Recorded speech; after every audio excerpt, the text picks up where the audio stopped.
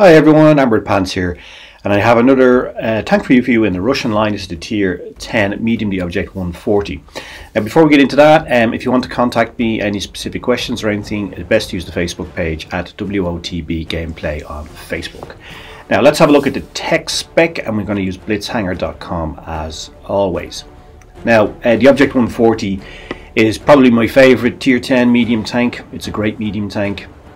I prefer it slightly to the T62A, not because it's better, just because it's a bit faster and a bit smaller, and that lends itself more to my gameplay. Now let's look at the gun. 100mm gun, lacks a bit of pen, therefore you need to have heat loaded up. But the rate of fire compensates for using heat, and you will need it because you're up against the most heavily armed tanks in the game in Tier 10. The muzzle velocity when you use supercharge this tank is up just under 2,000 meters per second, which is one of the best in the tier, and therefore allows for long range sniping. This tank is really fast and agile. It has an excellent reverse speed, as you can see here looking at the numbers. And the tank itself is really, it's a small, hard target.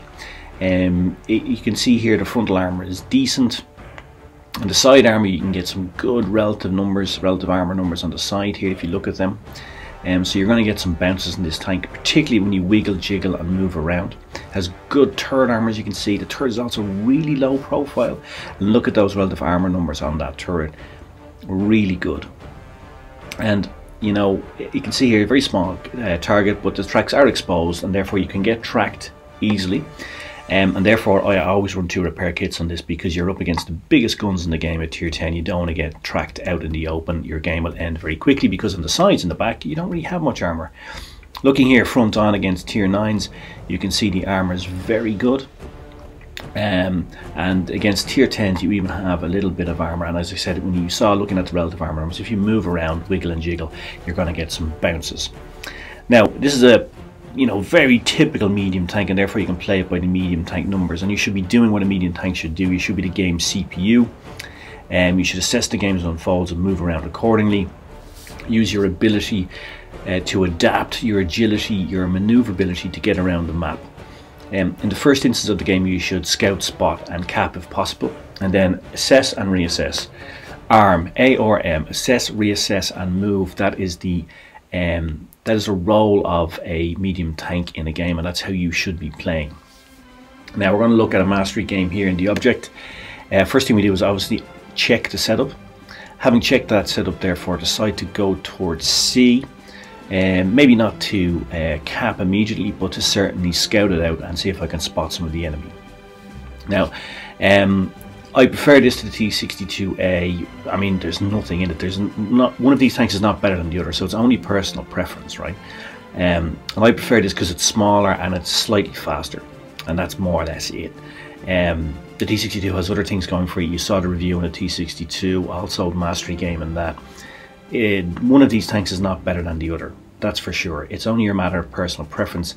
This plays a little bit more like the T54 lightweight than the T62A does, because of its size, etc., and it's a bit faster, and that's why I prefer it, because the T54 lightweight is one of my favourite tanks in the game, along with the RU-251. Now, job done. We spotted up, rather we didn't spot anybody, so we scouted out, so therefore we knew it's safe to cap. So that's that job done. We've capped. It's a supremacy game, so that's one of the jobs you should be doing in the medium tank. So the first 3 jobs are done.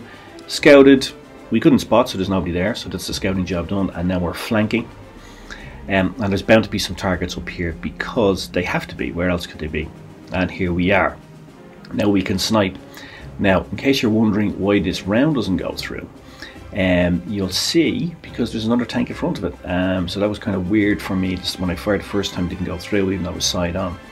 So now we've cleared off one tank using that rate of fire. I'm just going to farm damage here on this side flank here. No need to get in any closer. I have that muzzle velocity. I'm going to pen from this distance. Why expose yourself? I have a nice position here. I'm almost hull down. I'm using that extra degree of gun depression that the Object has over the T62A. It has 6 versus 5 on a T62A. And I'm moving in now to spot up and to do some more damage. Now, there's a great shot coming up here, not by me, but by the enemy. Look at this, I get shot in mid-air. I think it's the first time I've ever been shot in mid-air in the game. Really nice shot from the enemy. A bit of fun, but you saw just how fun and agile this tank is there. Do a Dukes of Hazzard off the small little cliff there, and then you know, take a round on the way through. But why not? Now I'm out in the middle, I'm exposed a bit, and I've got these two big guys here. I don't really mind, and this is what I mean about this tank.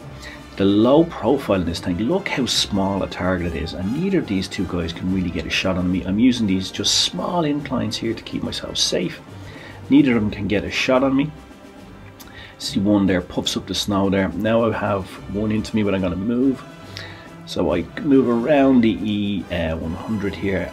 You can see just how agile this tank is. He really doesn't have anywhere to go. He's going to be circle of death all day long.